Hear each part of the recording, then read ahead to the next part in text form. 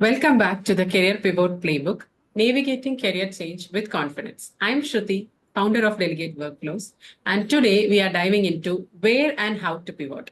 Discover your new path and plan your transition.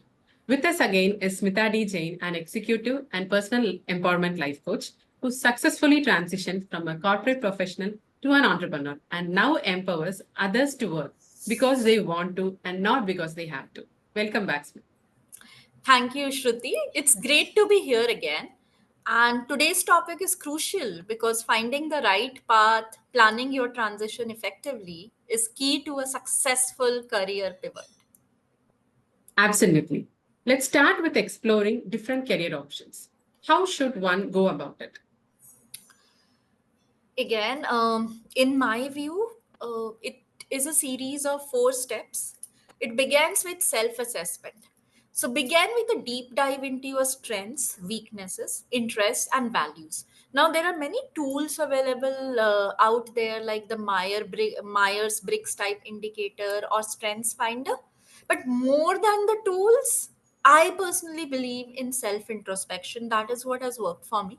If you're having challenges there, work with an expert, a coach who has experience in helping people identify their strengths as well as the areas of improvement. There can be some blind spots which an expert coach will help you identify.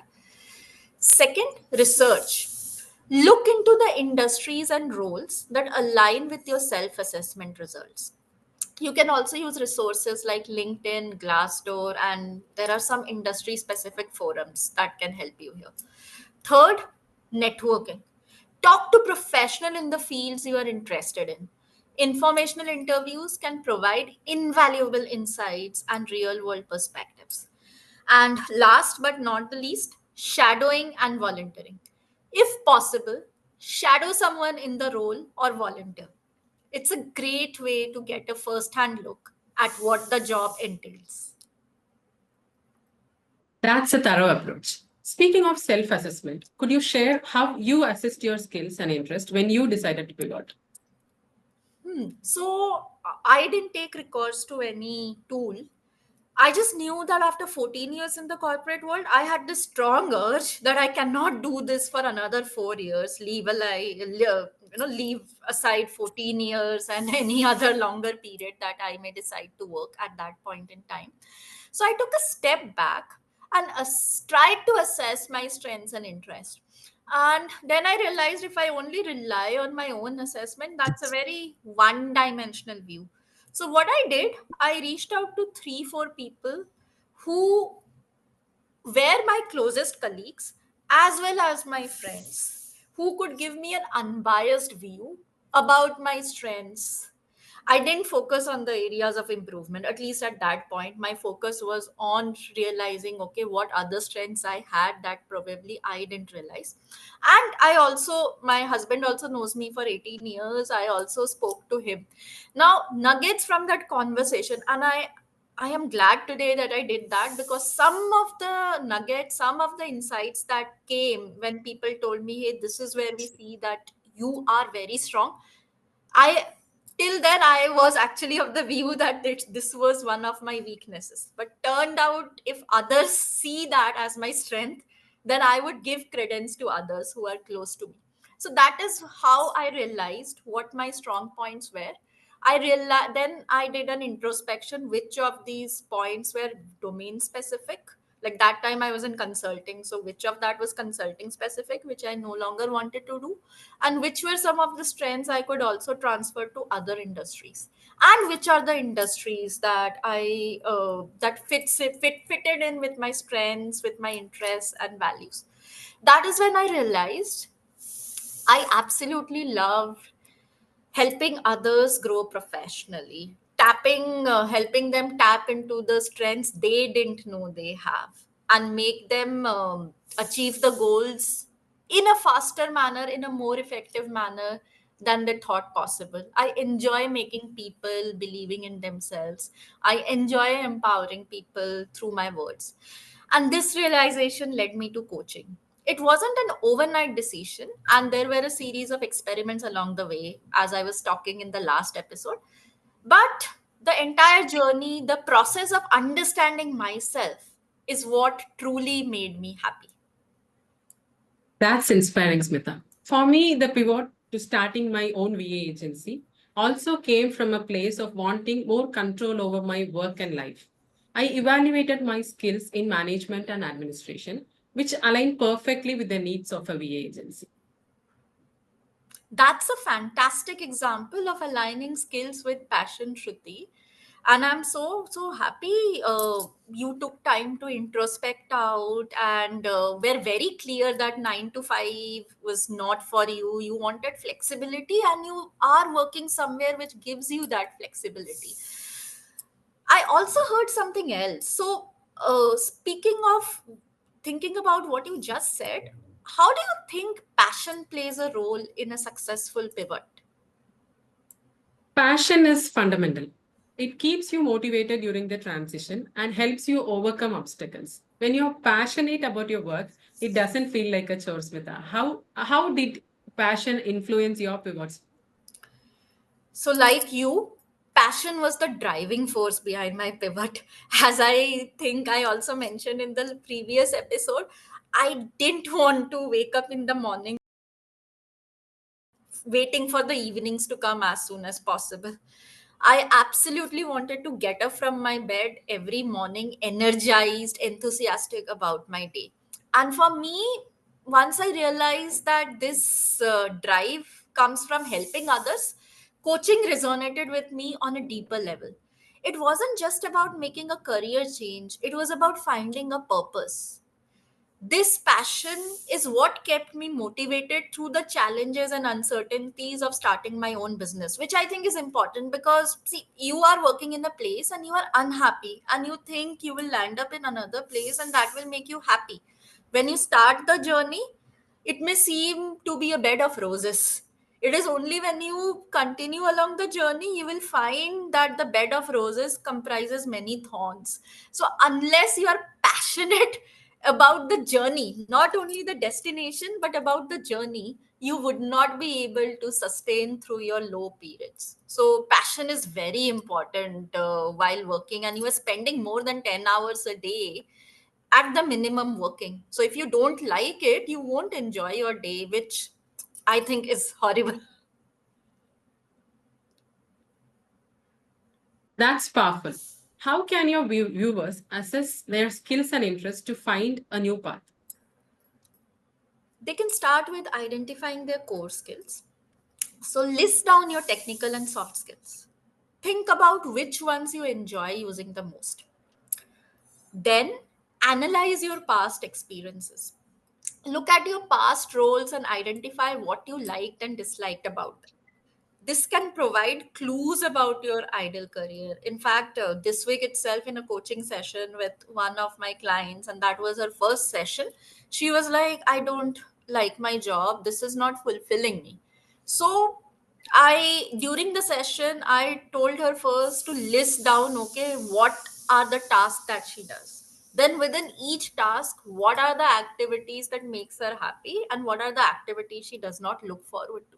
And this simple exercise was such an eye opener for her because then she realized, okay, it's not about the complete work, it's about some aspects of the work that she avoids, because of which she was under the impression she hates her job. Turned out it's not about the job, it was a simple case of task alignment. So this step, I think, is very important. Third, seek feedback. Ask your colleagues, friends, and mentors for feedback on your strengths and areas of improvement. And this is very important because it is this step that will make you realize your blind spots. Fourth, try new things. Don't be afraid to take on new projects or roles that push you out of your comfort zone. So, when I decided to embark on coaching, I only had a vague idea what coaching entailed. It was completely out of my comfort zone. Was I afraid? Of course I was. I am human. But did I let that fear stop me? No. And I'm so happy I pushed ahead in spite of my fears and not in the absence of them. And this step can reveal hidden interest and skills. Until you try, you don't know what you can't do. That's a great framework. Could you share a story of someone you have coached who discovered their new path during the process? There's actually now I've been coaching for 3.5 years with 1700 plus client coaching sessions. There are actually one example too many. So one of my clients was a financial analyst working in a big four firm who felt stuck in a rut. So when she came to me first, she is like, I know, like it gives me good salary, it's a good brand name, but something is missing. I'm not satisfied, and for sure, this is not something that I want to do for the rest of my life. So through the process of self-assessment, where I, as a coach, I helped her to identify her interests, her strengths, which of these can be leveraged. She discovered her passion towards the creative side. So turned out she was something who loved fashion designing, who loved working on the digital marketing side. Now again, these are diverse options, but that was something that moved her, which is completely different from what she has been doing so far. So we worked on how to transfer her analytical skills to a new role which were in a creative field. Finally she decided on digital marketing. And of course, once we identified that, we identified what are the courses that needed to be taken for her to get started on that field. How could she reach out for volunteering and shadowing work so that she gains some experience which will give her that confidence, because ultimately you can learn for whatsoever you want. Learning is a lifelong journey, but it's only when you get your hands dirty in the field that you get more confident. So she did some internship in companies, she took up a lot of courses, and now she is working in a digital marketing field. So I coached her around 2 years ago. Now she is thriving and feels more fulfilled than ever. And this is one story. Like that, I have n number of stories where people found their passion, they found their purpose, where they shifted industries, pivoted from being an employee to an entrepreneur, went back to being an employee from being an entrepreneur. And there are times when people continued with the job but started with a creative venture in the side. So the options, the stories, I think we can keep speaking for 2 hours and I can keep on sharing these stories with you, Shruti. That's actually an amazing transformation, Smita. It really highlights the importance of aligning your career with your passion and skills. What suggestions do you have for our viewers on discovering their new path? Take the time to explore and experiment. Don't rush the process. The right path might not be obvious at first. It certainly wasn't obvious to me. But with patience and persistence, you will find it. Keep an open mind and be willing to step out of your comfort zone. That was insightful, Smita. Let's dive deep into the next step now, which is identifying and leveraging transferable skills. What are transferable skills and why are they important in a career pivot? Transferable skills are abilities and competencies that can be applied in various roles and industries. So they are industry agnostic, role agnostic. These include skills like communication, problem solving, project or program management, and leadership, to name a few. Recognizing these skills helps you see how your current experience can be valuable in a new career. It makes the transition smoother and positions you as a strong candidate in your new field. That makes a lot of sense. Smita, could you share how you identified and leveraged your transferable skills during your pivot? So, as I mentioned earlier, I spoke to people and colleagues who have worked with me for a long time and understood their perspective. To that, I added my own perspective so that it was a 360-degree holistic picture, and I didn't want to be clouded by my own judgment. When I did that introspection, when I made an inventory of skills, I identified capabilities like leading people, strategic planning, and communication as skills that I possessed which were highly transferable. These skills were very critical in building my coaching business as well as my writing part. And this is what made me effectively communicate with clients. By leveraging these strengths, I was able to establish credibility and eventually build a successful practice. That's a great example. For me, starting my VA agency, I leveraged my marketing skills, time management, planning, and ability to manage multiple projects, which were honed already from my corporate careers. Smita, how can our viewers identify their transferable skills? First, make an inventory of your skills. List out all the skills you use in your current job, both technical and soft skills. Second, match skills to the new roles you are contemplating. Research the requirements of the new roles you are interested in and identify which of your current skills match those requirements. Third, seek feedback. Ask colleagues or mentors to help identify your strengths and transferable skills. Sometimes others can see our strengths more clearly than we can, as I also mentioned earlier through my own example. And fourth, highlight successes. Think of specific examples where you successfully applied these skills and make case studies. Initially, you may have to do internship for a nominal amount. You may also want to work pro bono, but get those one or two projects, assignments, jobs quickly where you can apply these skills so that you can showcase them in your portfolio. That's what I did. So when I started coaching, my first three clients came from my existing network and were all pro bono, where I offered them four coaching sessions each for free so that I can hone my coaching experience in exchange for a testimonial. So when I started formally as a coach, I already had testimonials. And two of those people I coached pro bono, they themselves came out to me later to take paid coaching. And I had my first clients right from the first day when I started formally as a coach. That's such a practical approach. Let's move on to the step by step transition plan. What steps should one take to ensure a smooth transition? First, set clear goals. Define what you want to achieve in your new career and set specific, measurable milestones. Second, financial planning. It's very important. All said and done, you may want to, your heart may be beating for a new role, a new industry, but you also have some financial commitments to make. There is that EMI to pay, you have to support your children during their education. So ensure you have a financial cushion to support you during the transition period. This might mean including saving up or having a part-time job. So there are quite a few clients I coached who wanted to make that pivot, but once we analyzed their financial position, they themselves realized that this was not opportune movement.